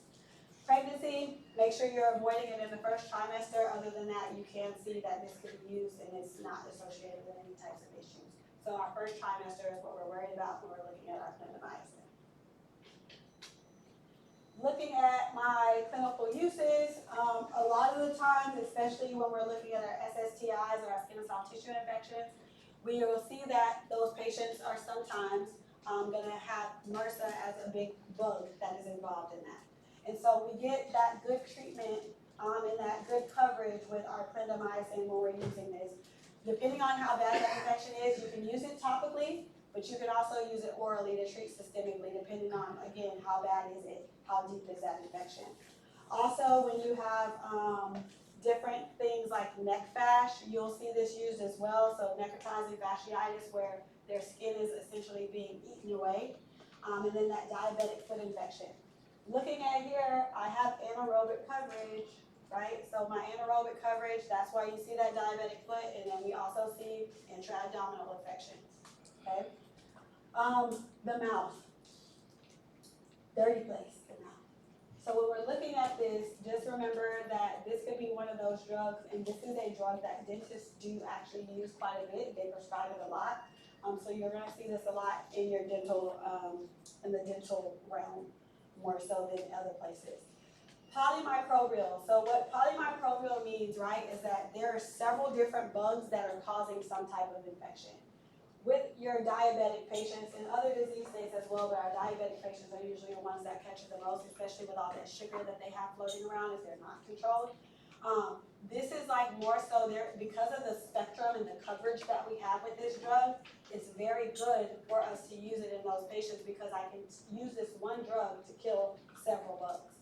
Hopefully they're not on it for a long period of time because the longer they're on it, the higher that risk of that C. diff is that's going to go up, okay? And then looking at this for if someone is allergic, again, to like our beta-lactam, so typically we're talking about our penicillin and our cephalosporins, then we have this as an option. Again, it's a second line option, it's it's down the way, okay? So not like one of our first ones that we would go to because we don't love the C. diff that we're seeing. Topically, you're less likely to see these things happen, especially that C. diff, but depending on how long they're using it, how big is my face, what if I'm using it for acne on my back, that's a larger surface area, so that means that I am absorbing more of it systemically, you can still see these side effects occur, they're just less likely, okay, because it's a smaller surface area and it's not me taking it orally. When I take stuff orally, remember it's going throughout my entire body, whereas I do something topically like a patch or a cream or whatever, it's just kind of going to that spot, okay? And then your BV, which is like bacterial vaginosis, which is just an infection that some women will have where that bacteria gets out of whack and then we'll use our Clinda for that as well. All right, oxazolidinones are also 50S inhibitors. Remember, in our name, we had Zolid for all of these, which is also in our Zolid right here, okay? So linezolid, tazolid. I do not see these used as often. When I saw them a lot, I was on my ID rotation. They are good medications, more expensive because they're kind of like they're not brand new, but they're like newer meds, but they're strong medications that we have. Good bioavailability, which makes sense as to why you see it PO. With this, I do want you to look at this difference, right? It is 50S, but it's binding to that 23S of the 50S, so it's a little bit more specific, okay? So on this one, remember the 23S also of the 50S, okay? Looking at if it's static versus cidal depends on the bug. So whenever I'm talking about my strep, you see that I'm cidal, whereas if I'm looking at any other bug, it's just static. Okay, so depending on what infected them, I would have to say like, oh, they have such and such caused by strep, and you'd be like, okay, well then in that situation, it's silent, it's killing it. Any other bug is static, okay? And then with our renal, I don't have to worry about it, okay? Adverse effects. When we're looking at these, again, great medications. When you think about this in the way that I try to remember them, let me go back to the name so that you can see the name. So remember linezolid, and it has lime in it, right? So when I look at this, and my biggest concern, especially if my patient is on this IV and they're in the hospital, is gonna be this hematological issues. So I think about like cell lines, right? Cell lines, my blood lines. So I'm looking at all of these different, their blood, like, so you're gonna get their CBC, and you're gonna make sure that you continue to monitor it. Because what you will see is that this starts to become affected, especially if they're on it for a long period of time. So if you can remember, your linezolid has lime in it, and you're looking at your blood lines, right, to see kind of what's going on, your cell lines to see what's going on. That'll try to help you remember it. We'll talk about MAOIs in the next blocks, but essentially this is an MAOI inhibitor, so we're gonna worry about some of our neurotransmitters that we talked about in the previous block, but also some of our drugs can be inhibited and interact with this medication as well, okay? So when we're looking at our serotonin, our norepi, our dopamine, which we talked about, right? We talked about MAO and how that typically would break these things down. So if this is a weak MAO inhibitor, then therefore I'm increasing, right, the levels of these neurotransmitters because I'm a weak inhibitor. And then your hypertension. Pregnancy, with this, don't use them, okay? It's too much ambiguity with it. You will see, now, like, if there is no other drug that they can use, you can potentially see it. But for us, this is not gonna be something that, for the test, no, we're not using it in our pregnant patients, okay? Your spectrum, you see that you have MRSA and anaerobic coverage, two things that were in your boxes. You got enterococci, which includes your resistant, your VRE, your vanc resistant enterococci. So these things are very important, and this is why you see that this is not typically one of the very first drugs that we go to, because we want to save it, because it's strong. If you see anything that says it's like a multi-drug resistant or like a VR, any type of resistance in the name that it can cover those types of bugs, you're usually going to have tried something else first. These are like reserved for those cases where they failed our first line drugs, and we're like, okay, now we gotta go to our closet, we gotta go in there and pull out our big guns. Clinical use, save it for your complicated infections. Save it for those infections where you see like, hey, I've been treating my patients for 2 or 3 days now, they're still having this white count high, they still have a fever, their symptoms are not improving at all. That's hinting you to treatment failure, that's hinting you to resistance happening, and therefore now you start reaching and you're like, okay, let me do some more labs, let me see what's going on, did I miss something, or is this bug just resistant to what I've been trying to treat it with? So you see your VRE, your MRSA listed here. When you're looking at your linezolid, you see that I can use it for my skin and soft tissue infections, which is where we use it quite a bit in the pneumonia. And then your tadazolid, this is looking at your skin infections, but they have acute bacterial skin and soft tissue and soft skin structure infection, or ABSI, is where we will use our tadazolid. When I was doing my residency, no one had access to the tadazolid except for the ID department. Okay, so nobody else could order it. We had to consult ID. ID came in, they would look at the patient and be like, oh yeah, we need to use our tadazolid. Okay, so just paying attention to the fact that these are our last line things. We're gonna try to treat with other meds first. We're saving these because they're very good, they're very strong medications. So our check on learning. This is kind of a summary of us trying to see if we remember what we could use with like if we had a MRSA infection.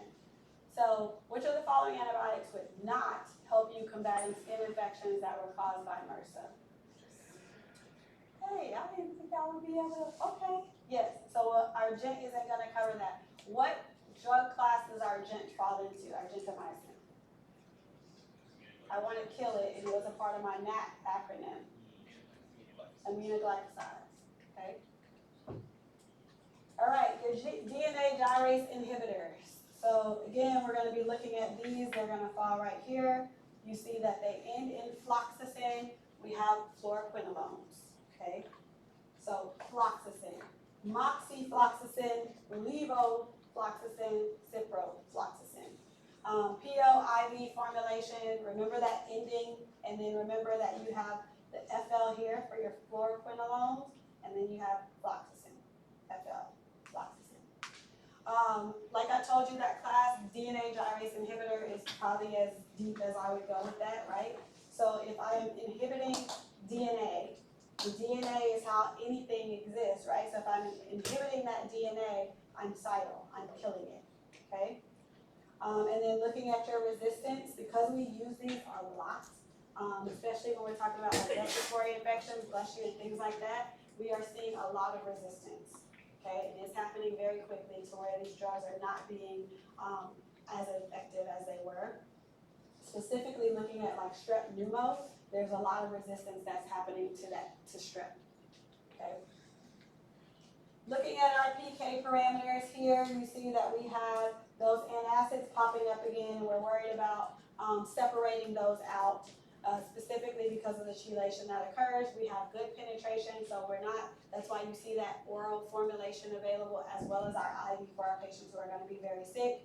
And then you see that I don't have great penetration when I'm looking at my CNS and my bone, but if I can increase the dose safely, I can potentially get to my therapeutic levels that I need to be at, which means that I can use them clinically. They can penetrate to those areas. Would this be like a first line that I would go to? Probably not. Especially if they had some type of strep infection, if that was the bug, I'm probably not going to use this because they're likely to be resistant to it. Remember that, the increased resistance happening. Renal excretion, except for our moxifloxacin, that one is going to be bile, like some of our others that we talked about, and then not giving it in our pregnant women or our breastfeeding patients, okay? So avoiding it. Adverse effects, same things that we keep seeing. It's going to upset their stomach, right? So GI, Cipro is going to be your one that is more likely to do that, so we want to tell them to consume a meal, like eat some kind of food. I was talking over the break about how sometimes, especially when we were younger, people are like, hey, take food so that your stomach doesn't hurt with your meds. What I would tell a patient, if it's one of those meds that we're supposed to tell them to not have food with, before telling them to eat, I will say, hey, try to see if you drink a glass of milk, if that will help you. Because sometimes the milk will coat their stomach enough to where they don't feel the GI upset, but then you have to worry about if the drug is going to also bind to that, and it gets kind of, but it's better than them having like a full meal. So just little tricks to kind of think about whenever you're talking to your patients. But remember, either way, that bioavailability, that F is going to decrease if they cannot take it without food. But it's better that they decrease that bioavailability a little bit versus them not having any, stop taking the med because their stomach hurts. That CNS, because it does cross, you see that we can see headaches. A lot of times if people hydrate themselves very well, those headaches do go away. And then looking at the delirium, if you have a patient who's in the ICU, these hallucinations, delirium, the seizures are more likely to occur, right? Depending on what type of issue they had, especially if they had like some type of head injury, that seizure threshold or the possibility of them having seizures is very high in those first couple of years anyway. So now we have a drug that's compounding that. And then also we have what's called sunsetting, or where like when they're in the hospital, they don't really know what type of day it is anymore, right? Because they're in the bed all day. So we try to make sure that you're opening the blinds and all those things to decrease the possibility of them having these hallucinations, especially in our elderly patients. We had an elderly patient and she was on Cipro, and we would go in and we would do our rounds, and she was like, stop coming in here, you guys keep stealing my purse. And so she was like, hey, can you come help me? And I'm like, yes ma'am, like how can I? This lady was like 98 or something, like she was really old. And I was wondering why they wanted us to resuscitate her if she coded, because they had for us to resuscitate her. And I was like, my gosh, But anyway, we do what we're told. So I stayed back and I went and I asked her and she's like, can you help me find my purse? My purse is missing. I spent 30 minutes looking for a purse that didn't exist because when her family came, they were like, oh, she doesn't have a purse. We took her purse when she first got in here. She does not have a purse. And every single day, this lady was like, can you look for my purse? And I tell her, yes, ma'am, and I keep rounding, and I go back and be like, ma'am, I didn't see the purse. She's like, y'all are robbing me. I'm like, stop it. We are not trying to rob you. And so when my preceptor was like, let me look at her meds, and we looked, and he was like, oh, this is probably adding to the fact that this lady is almost 100 years old, and she had been in there at that point for like a week and a half-ish. He was like, she's just like, it's a combination of all the things. So sometimes like look at our meds and you'll see like, oh, we're contributing sometimes to these things. So we started to play music for her, open up the shade so that she could see what time of day it was. And it kind of, we weren't robbing her anymore. We were leaving because we were holding her hostage instead. I'll take that though. So then, and looking at the other side effect of your derm, okay? So remember again that I can have those rashes in some of our patients who are going to be hypersensitive to it, and then that photosensitivity, so sunscreen is going to be very important again in this patient. So remember, we also talked about that photosensitivity with our tetracyclines, the same thing here. Now, this is important for you to remember because we are active duty, and we have people who are active, okay? We have people who are also older. We have people who are not in the military and they still work out a lot. You have kids who are also very active. This tendon rupture is something that is very serious and can decrease readiness, right, in our force. We prescribe these meds and we don't give people the what to do after they stop taking the medication, right? So I'm taking the med for a couple of weeks, maybe sometimes a week, but I don't realize that up to 6 months after I stop taking this fluoroquinolone, I have an increased risk of having this tendon rupture occur. We have people who will come in after PT and they have ruptured their tendon, and we're like, oh, you go back and you look at their meds, fluoroquinolones are on there. Nobody told them not to go back to running full force. People will be on these medications and they're still working out. It is a real thing that can happen, so just make sure that you're talking to your patients about this. So, looking at your tendon rupture, understanding, especially for your runners, that up to 6 months after they have stopped taking this medication, we can have this increased risk. So what we do is we slowly build them back up to that 100%, okay? I don't need you to remember the breakdown of like less than 60%, like just understand that we have this effect and this increased risk for 6 months after they have stopped taking the medication, that they're at an increased risk of having a tendon rupture, okay? So just looking at that is what that's saying. And then QT prolongation pops up again, right? So watching out for those people who have those underlying cardiac issues is going to be very important. Neuropathy, your elderly patients are more likely to be the ones to experience this, but essentially what happens is like they feel like that tingling in their extremities sometimes. So if you have somebody who's already experiencing neuropathy, understand this may, if we can find another drug, great. If we can't, this may enhance or increase their symptoms that they're experiencing. And then your arthralgias that can occur. Because of this studies that we have seen these medications and the increased risk of tendon rupture, we typically will not use this in your patients who are under the age of 18. So we have a cutoff of less than 8. Here we have 18, okay? I'm gonna be playing sports, I'm running track, I'm living my best life whenever I was in high school, okay?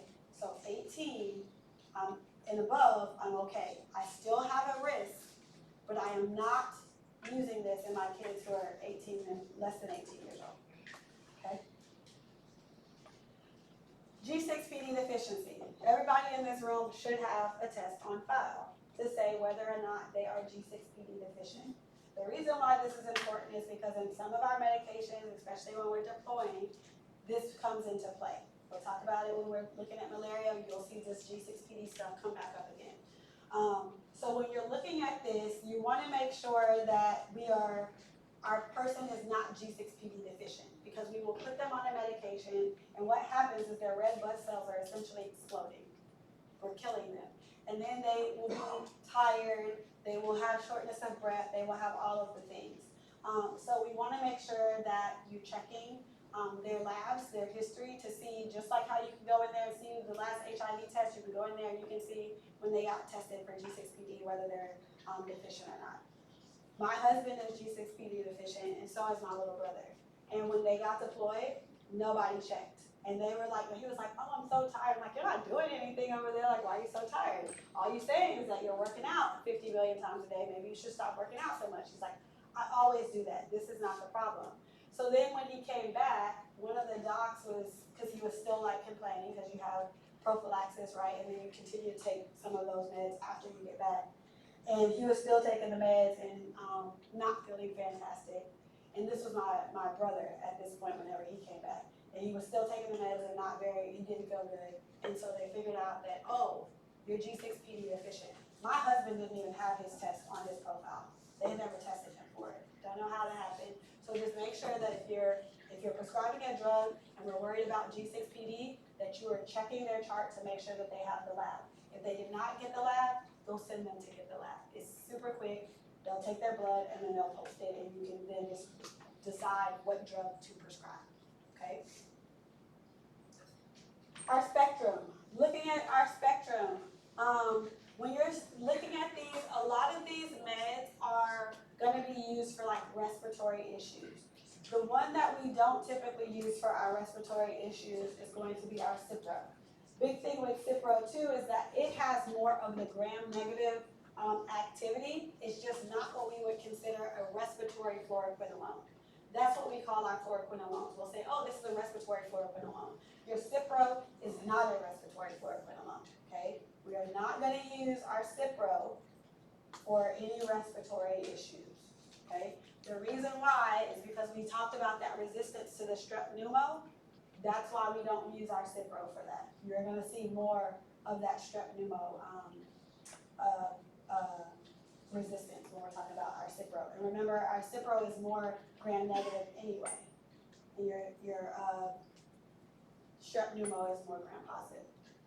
So, respiratory pathogens, which is why we call them respiratory fluoroquinolones, and then you see your Levo and your Moxie, they purposely left out the Cipro because of that strep pneumo resistance, so that's what you're seeing here in words. And then your anaerobic coverage, you see that I have more of my Moxie there, and then I have pseudomonal coverage. Remember that there's a P in Cipro, which covers your pseudomonas, okay? And then your gram-positive bacteria, again, looking at that Levo and that Moxie because your Cipro is not gonna have that increased resistance to the strep, okay? So, Cipro, strep pneumo resistance, not a respiratory fluoroquinolone. Your other fluoroquinolones, like your Levo and your Moxie, we can use for those respiratory infections, and they're typically used for respiratory infections. I have anaerobic coverage, and I have my pseudomonal coverage when I'm talking about my Cipro. And it has the P in there for us to remember that. Okay, clinical uses. Again, depending on where you are, you need to check with your antibiogram. You can see that we will use these for UTIs. Not as often anymore because UTIs are very common. We continue to use these drugs. We continue to see the increase in the resistance, okay? So when we see this, you have your Cipro and your Levo that are our options. We're not gonna use our moxifloxacin. The reason why is because your Moxie doesn't concentrate in that area, right? Remember, our drug has to get to our site. So if I don't concentrate in the urinary tract, I'm not going to be effective in the urinary tract. So that's why we do not use our Moxie for UTIs, okay? You'll see a declining use of our fluoroquinolones, Cipro and Levo for UTIs anyway because of the resistance, but Moxie is a no. Your respiratory tract infections, Levo and Moxie, which one did we leave off? We left off our Cipro because it is not a respiratory fluoroquinolone, and we left it off because it has that increase in the strep pneumo resistance, okay? So that's why you see that here. So when we're looking at our hospitalized, there are caveats as to why you will see us use this here, and I will show you when we get to that graph. But overall, what I want you to remember is we're not using our Cipro for other respiratory, and I will go over the chart when we get to our pneumonia for you to see that. When you see Cipro here for CAP, we're not using it in the sense of the bacteria. We're using it, the bacteria as far as like the strep, right? We're using this in the sense of if the person has pseudomonal infection, which is likely in the hospital, we have more resistant bugs when somebody is in the hospital. So that's why you see if a person is hospitalized with CAP, community-acquired pneumonia, or you'll see us using this sometimes in HAP, the hospital-acquired pneumonia, is because they may have that Pseudomonas also in there. And remember, my only fluoroquinolone that was covering that Pseudomonas was my Cipro. So I'm not using it for those other gram-positive bugs that could be causing my pneumonia. I'm using it for the property of the Pseudomonas. Okay? So that's what this is saying. It's for the actual Pseudomonas, not the other part of it. So we would have this in addition to other drugs. Okay, we wouldn't just be using Cipro alone here. And then you have your Levo as another option. Anthrax, again, good for us post exposure. We have this, and I could say, hey, prophylactically, if I know that we're about to be attacked and they're going to attack me with anthrax, I can also treat my formation and say, here, I need you to go ahead and take this Cipro. Typically, we use Cipro. And then all of this penetration, you see that we have good penetration to the bone and to our skin, and then we also see that we can use it for eye infections, okay? Which fluoroquinolone would be the best option treating an anaerobic infection? Right? Our Moxie. Is my Moxie good for UTI? No. Is my Cipro good to treat strep pneumo? No. So make sure that you're understanding, does my Cipro have pseudomonal coverage? Yes. Okay. What is the primary argument for us not prescribing our fluoroquinolone in our kids and our adolescent patients? Fluoroquinolone.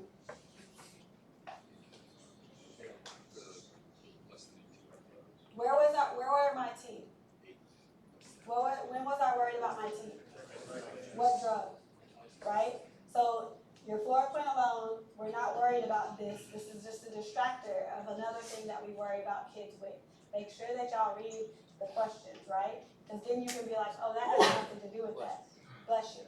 Remember we were talking about the muscle pains that they can also experience in addition to, right? So we talked about, let's go back to the picture so we can remember the picture. So remember I said, yes, we have this tendon rupture that can happen, but also they saw this in animals, so we don't use it in our kids. So they had those arthralgias, okay? So make sure you're reading the question to say, all right, why am I not using this here? Yes, you see adolescents and we see kids and we automatically go, oh, the teeth, we remember the teeth. But remember also the tendon rupture, and then I can have those pains. All right, my folate antagonist. When we talk about folate, you see here, this is essentially telling you how folate is made, but we all have folate, we all use folate. That's all you need to know whenever we're looking at your folate. We're going to talk about the drugs.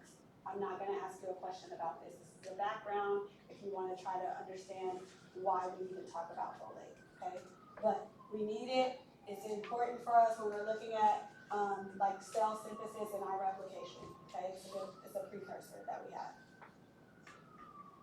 So looking at our folate antagonist, okay, so if I want to try to beat this bug, I want to try to make sure that it can't replicate and do all those good things. I have these drugs. Now, you see that it's listed as a sulfonamide, and then you have trimethoprim. We do not typically see these used individually. For the most part, you're going to see these used together, always, okay? So the one that we typically see is going to be your sulfamethoxazole with your trimethoprim. this is how you see this. So your sulfamethoxazole trimethoprim. We will have it abbreviated as SMX/TMP.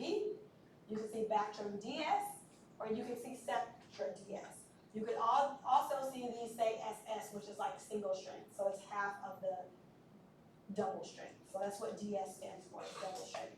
So when you see SS, it's the same drug, but it's just a lower dose. Okay? So when we talk about this, we'll talk about this when we talk about toxoplasma gondii and when the sulfadoxine with malaria. Like, these are other things. I want you to focus on the bold. If I ask you, I'm asking you about the bold. And then you see that we have it also for anti-malarial, the bold.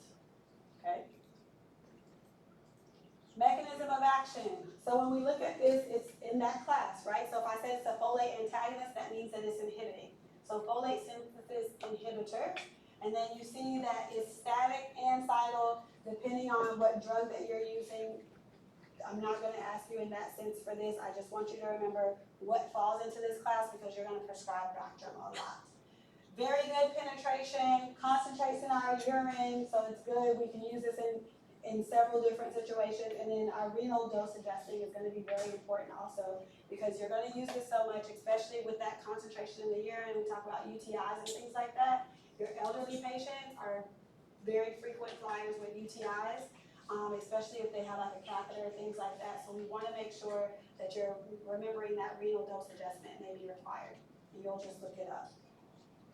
When we talk about our pregnancy, so what we saw was that the fetus, because it crosses the placenta, there can be malformations that occur, and it can cause connectorus, which is where they have a lot of neurological damage that can essentially occur because of bilirubin increasing. And so that neuro damage would be something that is permanent. So do you think we want to use this? No. All right. Also, your HIV patients, the trimethoprim portion can cause megaloblastic anemia, and then you can also increase the risk of those opportunistic infections in your patients who have HIV. Your HIV patients are immunocompromised. There's going to be lots of infections that they're going to get very easily that could come to a normal person and they don't experience it. But a whiff in that HIV positive patient can be very, very harmful. So that's where you see here, like, look at your package insert to see if you're dealing with someone that falls into this classification. Make sure that your dose is the correct dose, okay? You may have to alter your dose, and then again, your package insert is going to tell you that. So just remember the big things that happen here. You have megaloblastic anemia that can occur from your trimethoprim portion of it. We also said that we're going to watch out for our HIV patients because we can make them more immunocompromised, and then we're not going to use this in our pregnant women because they can have the congenital malformations, that neurological damage.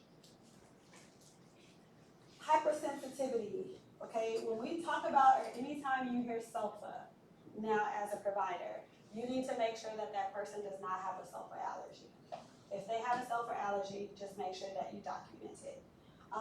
Looking at this, you see that you can experience that hypersensitivity, especially when I'm looking at my immunocompromised patient, my HIV patient, they're more likely to have that occur in them. And then also we talked about that SJS, right? The Stevens-Johnson syndrome, where it was that very painful rash, and that's how they respond because they're allergic to the sulfa component of your sulfa your sulfa and your trimethoprim. They're not reacting to the trimethoprim portion. That is their reaction to the sulfa portion. Okay? So you'll see that SJS, and just let your patients know, like if they do start to develop a rash, that it could be potential hypersensitivity and to come back to you. Because they'll continue to take that med, and then they will start to see that thing full blown come on, and their skin just starts to like essentially bubble and can slough off. Okay? So if they don't know, they just may be like, oh, initially like, oh, it's just a little small spot. And then they continue to take their med. That med is continuing to be metabolized and distributed throughout their body, the more doses that they take, and then they have a bigger problem. Looking at this, you can also see your heme issues that you're worried about. So in your G6PD patients, again, watching out because We can cause that anemia to occur, right? Those blood cells, remember the picture where they exploded? And then that bone marrow suppression can also happen, okay? So big deals that can occur when we're looking at these patients. And then your renal. When you're looking at the crystal urea, this is essentially referring to your patients are having crystals in their urine. They will have painful urination because crystals are trying to come out. And you will see this whenever you perform a urine test, or if those crystals are large enough and your patient can feel them like when they're passing them, when they go urinate. So make sure that when somebody is on this medication, that they're drinking a lot of water, so they're staying hydrated. We see that with a lot of these meds that we talked about, they're staying hydrated, particularly though with this one, your Bactrim, they're staying hydrated because they can have crystal formation, crystal urea. Your spectrum, good spectrum, you see that we have our MRSA, we have E. coli, all of these opportunistic infections that are kind of lumped down here together. You'll see PCP a lot in your HIV patients, which is why we use Bactrim a lot in them. Most of the time we'll use the single strength though instead of the double strength. So you see this listed down here as a lot of those opportunistic infections that we can cover. Listeria is another good one when we have those outbreaks. They usually are going to happen because like somebody ate some contaminated food or they were in contaminated water and the listeria gets inside of their body. So just understanding that a lot of the times we can treat several things, even in our HIV patients, depending on how immunocompromised they are and depending on how long it took for them to come into us to get the treatment. So again, here are all of the different ways that you can see your Bactrim being annotated, or your Septra, IV and PO. Main uses UTI, MRSAs with your skin and soft tissue infections, respiratory issues, GI issues, and then your immunocompromised, your HIV patients or your patients who have AIDS. As that HIV continues to progress, the more deadly these infections are, okay? And the more likely your patients are to pass away. We had a patient, he was HIV positive, well, he was HIV positive, and then he developed, he progressed to AIDS. And he was in the hospital for, I don't know, maybe like 4 months, and ID was following him, and he decided he didn't want to take the meds anymore. He was tired of taking meds every single day. And he had gotten an opportunistic infection, so we were treating him with the Bactrim, but we kept him in the hospital, and he decided he wanted to withdraw care. So we essentially waited for him to pass away, and he didn't want any more meds, no pain meds, no anything. He was like, I'm done, I've been doing this for years, I'm tired. And so you will have these situations where you will see this on someone's profile or them picking it up every single day. That is to help them try to fight these infections and beat these infections, okay? So that they don't progress to AIDS sometimes. Your silver sulfadiazine, this is a topical cream that we see that we're trying to prevent infections from a burn. So here we have our burn unit. We see this ordered a lot. So it's very good if somebody burned their skin and they had a very bad degree and their skin came off and it's open.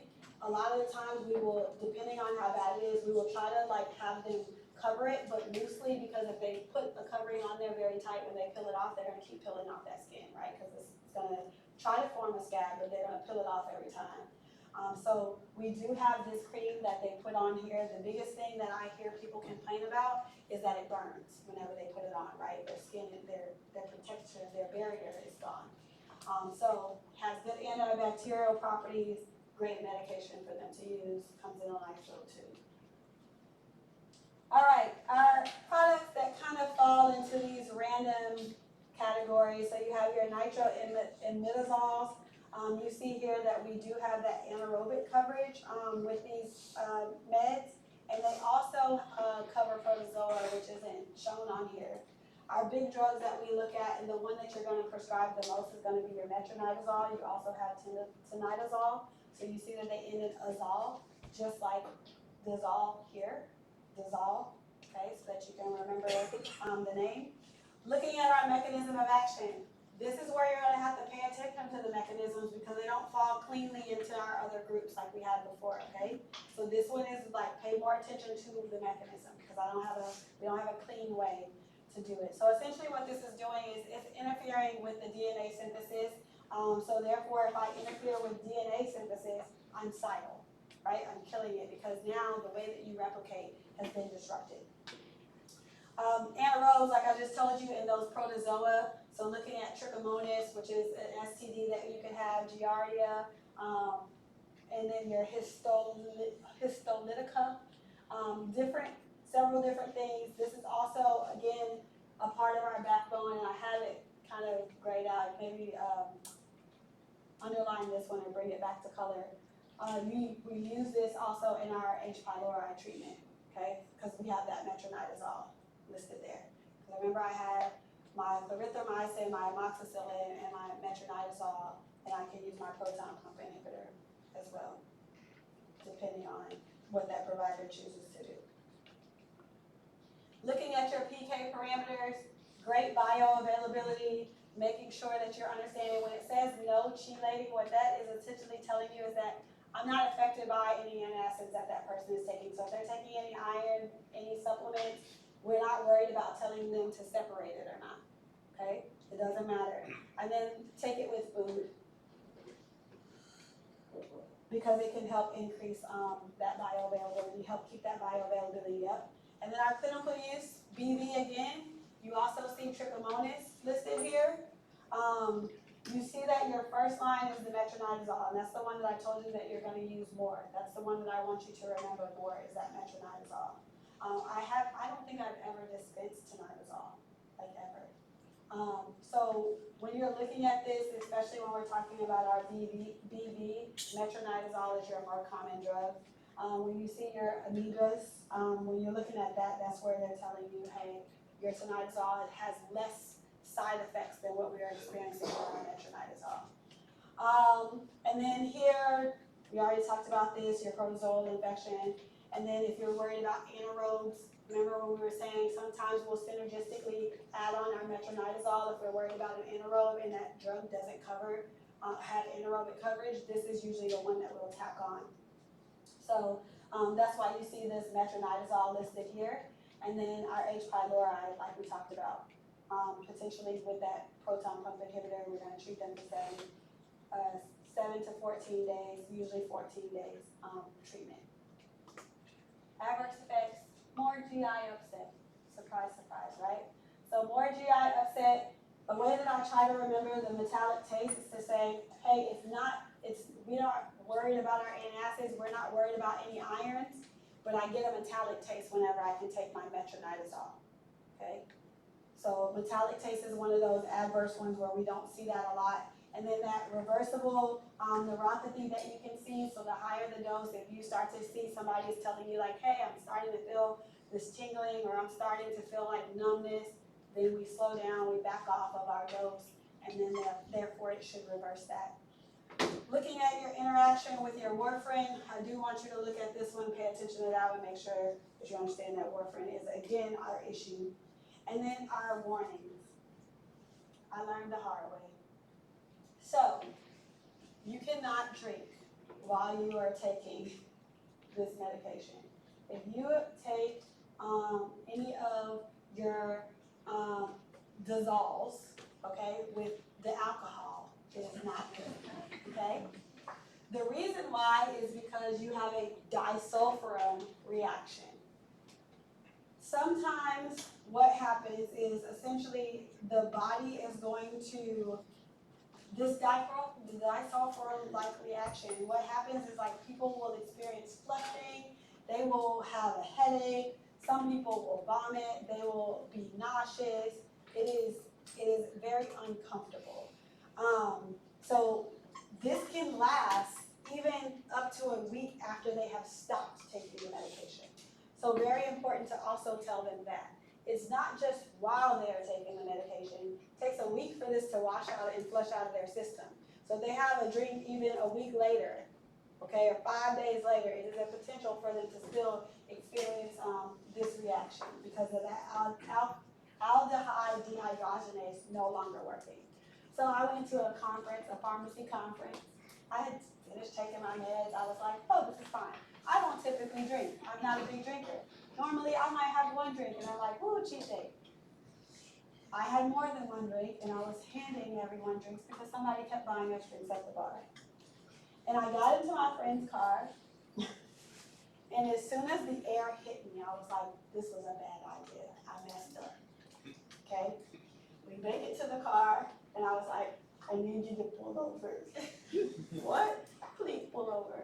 And I just remember laying my head on his window, and it didn't get outside of the car, it went in between the window. And I was like, sorry, dude, I don't know how we're gonna clean this up. The next day we go to eat, and I had let down the window, and I left the window back up, and I was like, I'm so sorry, I'll get your car washed, but I don't know how we're gonna wash like the inside. So remember me, okay? Do not give your patient. Make sure you tell them, at least a week after they have stopped taking their meds, that they cannot have alcohol because of the disulfiram reaction, which is happening because of the aldehyde dehydrogenase being inhibited. We sometimes will see this with our alcoholic patients. We'll try to see if we can use this to make them stop drinking. But some patients, this is very hard, right? Because if I'm addicted, right, if I'm an alcoholic, me vomiting is like, whatever, I'll take the chance. So we do have some times where we'll try to see if we can use this for that reason. Your mupirocin or your Bactroban, something again that is very prevalent that we use, inhibiting the protein synthesis. We're not specifically looking at our 50 or our 30, we're just inhibiting protein synthesis. And then when you're looking at this, always remember that it's topical and that we do have MRSA coverage with this. So thinking about sometimes some of our smaller skin infections that we have. So looking at those, you see that you have impetigo, and then sometimes if somebody has like a trauma, like they cut themselves, just like we have our Neosporin, we can use mupirocin. When we have our patients who are in the ICU, sometimes what we'll do is the first 5 days that they're in the ICU, every day we will go and we will put the mupirocin in their nostrils because that's where MRSA is typically colonized. It likes to hang out in the nose.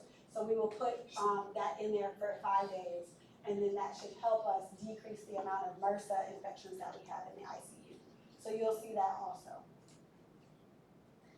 Looking at our UTI agents, very important for us to know what I can use in a UTI. But it's also important to know locally which agent you are preferring, okay? So we have our nitrofurantoin, phosphomycin, and methenamine. More likely you're going to see your nitrofurantoin being used, but your methenamine, this one we typically will use to like prevent future infections if we know that somebody continuously like gets a lot of UTIs. Looking at this, they're concentrating in the urine, so that's why I like to use these for my UTIs because that's where my issue is, right? That's where my infection is. Not getting a lot of like systemic effects from these drugs. Okay, so it's kind of like when we talked about fidaxomicin, how like, hey, it's concentrated in the intestine, we're using it specifically for C. diff. I'm not getting any other like antibacterial activity from this. Same thing with these. You're not getting a lot of other antibacterial effect from this. You're specifically using it for that UTI. Your clinical use, uncomplicated UTIs that you have, prophylaxis if somebody continues to get UTIs, they would continue to come in to see you, you would document it, and you'd be like, okay, I'm going to prophylactically put this person on it, depending on when they get the UTI. Some people will tell you like, hey, every time after I have sex, I get a UTI. Cool, so now we know that we're going to need to prophylactically treat this patient. But you're going to have to document it, so they're going to have to keep coming in and getting positive tests that they do get UTIs, okay? When we're looking at our pyelonephritis, urosepsis, or our complicated UTIs, these are more serious, right? So they're higher up in the body, they're more widespread. So if I have something that's more widespread or higher up in my kidney area, I'm not going to be able to use this, right? Because I'm concentrating in the urine. Okay, so that's why we're not using it in these situations on that bottom bullet. We're only using it for our uncomplicated, basic UTIs. I have a question for you actually. What drug class did we talk about previously today that we can use for our UTIs, but we couldn't use moxifloxacin? What was that drug class that it belongs to? Fluoroquinolones, okay? So this is in addition to that, Okay, this is not saying that, so you have a wide variety of things that you can choose from, okay? So make sure that you're understanding that there are several different meds. You have your first line, you can have second line, and you can have like your way down the line kind of thing, okay? Or I can't use you for this condition. All right, looking at your nitro, your mechanism of action, essentially it is inactivating those ribosomal proteins, so therefore it's gonna stop that cell wall, it's gonna stop DNA replication, it's stopping everything, it's shutting everything down. So you see this here is limited to your gram-positive and your gram-negative like treatment, okay? Again, in the name, the brand name, you see macrobid, B-I-D, that's our twice a day. So that's kind of how you're knowing which one you could choose, because different formulations have different peaks and troughs, right? So when you see your macrobid, they only have to take that twice a day, which you have better adherence, versus your microdantin, which is you're taking it 4 times a day. But they're both still nitrofurantoin, just different intervals, dosing intervals. Your macrobid is your better dosing interval. Adverse effects. A big one that you need to tell patients that is very likely to happen is the discoloration of their urine.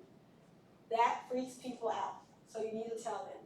Their urine will become brown. A lot of people will think that they're bleeding. They may not know what's going on. So make sure that you let them know about that discoloration of the urine.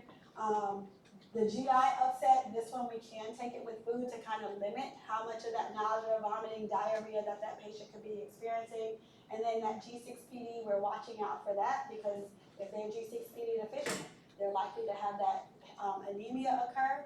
And then we do not use this in our patients who are less than 1 month old, because what if we don't know if they're G6PD deficient yet, right? And we give them this medication. Pneumonitis, not going to really ask you about that. And then your pregnancy, just like we were talking about with our kids, we're trying not to use this as they get closer to delivering. But if you can avoid it, I typically avoid it. So contraindicated at term, you can, if I ask you this, just say that we don't use it in pregnancy. This is too complicated. You don't use it at the end, you don't use it at the beginning. There are certain times where you use it in the middle. If you see this drug, look it up. Get your gestational age that that patient is at, right? Like how pregnant are they? How many weeks are they? And then go to your monograph and you're gonna look and you're gonna say, hey, can I use this at this time? When we talk about the breastfeeding, make sure that in that first month, again, that we're avoiding it to make sure that we're not increasing that risk of that baby experiencing the hemolytic anemia, okay? Other agents that we still had was our phosphomycin. So this comes in a pack, okay? They mix it with water. I try to tell people to mix it in like a little shot glass, like with as little water as possible to just kind of down it. You can mix it in a bigger glass if they like it. It's up to them. Nausea, vomiting is the biggest thing that we have. We do have a lot of people who vomit it up. So therefore, you don't know how much of it got absorbed, right? So then I tell providers order 2 of these just in case they do vomit, so that they have another dose that they can take, okay? We like this for our pregnant women, but be very careful because if your pregnant woman has a very bad gag reflex, we need to make sure that she doesn't throw up the bed. So just typically I order 2. I tell them, hey, if you vomit, here's that other one, take the other one, okay? Methenamine, this one is the one that we're typically using prophylactically and not so much for treatment. So if you have somebody who has like a catheter, they have to take this so often. They're taking it 2 to 4 times a day. So usually we're not using this for treatment. This is the one that you're gonna see more so for like your prophylaxis. So I want you to remember methenamine is for UTIs, but prophylactically used, and that we do see an increased risk of side effects in our pregnant women, so we're not, that it does cross. So with this one, it's kind of like, I would go with my phosphomycin if I have a pregnant patient. I had to pick between the 2. Your phenazopyridine. This one is azo. It's over the counter. You probably have heard about azo. What you're looking at with this is that it is not helping with the actual infection. It is helping with the symptoms, okay? So when this says not an anti-infective agent, It has no antibacterial properties, it's just helping with the pain that someone may feel whenever they go to the restroom, okay? So not clearing any of the infection up, it's just making me not feel that I'm in pain whenever I go to the bathroom, okay? Big thing with this is the urine discoloration again. This one, it makes it like an orangey looking color. Let them know, because people, again, they panic. We do have this in the pharmacy. They can also go over the counter and pick this up. I heard it. Yeah, right. So, when we look at this, what I was gonna go, we are not going to part 3 today. I'm looking at y'all faces and y'all will kill me, and I don't want to be killed, okay? So when we start, tomorrow, we will finish this part 1, and I will probably, I'm gonna upload some more slides tonight. I'm gonna go through them one more time to make sure that there's nothing that I wanna fix. We might look at our mycobacterial and see if we can do that one. Your fungal, we will have our guest lecturer for that one. And then what else do we have? HIV, I think we have, and parasites. Yeah, antiviral and parasites. So y'all, I am again very proud of y'all. I am impressed with y'all. I appreciate you guys. This exam, same thing. Just make sure every day that you're looking at it. This is a lot of drugs. This exam is all drugs. There's no basic concepts how we had that 50% that first exam. This is literally all medications, okay? So you have to start looking at it now. This is not one that you can put off to the weekend, okay? Okay. I want an answer because I want a promise that we are not gonna put this off until the weekend before. Okay, we gotta keep our vibes going. Next exam that we have, if everybody failed, this one, particularly this one. If nobody fails this exam, then I will buy y'all all lunch. If nobody fails, that's everybody, okay? So we need to be studying everything. This one is an important exam. Your next 2, your blocks 3 and 4 now are like, I made them to where they're a lot easier for you and way more digestible. So those used to be one exam together. And I had a class where 21 people failed, and I walked out of the classroom crying. I was so sad. And I was like, I have to fix it. So that's why now it's 4 exams. So those, I know y'all are gonna pass because the way that I broke them up. But this one, I just want y'all to start studying.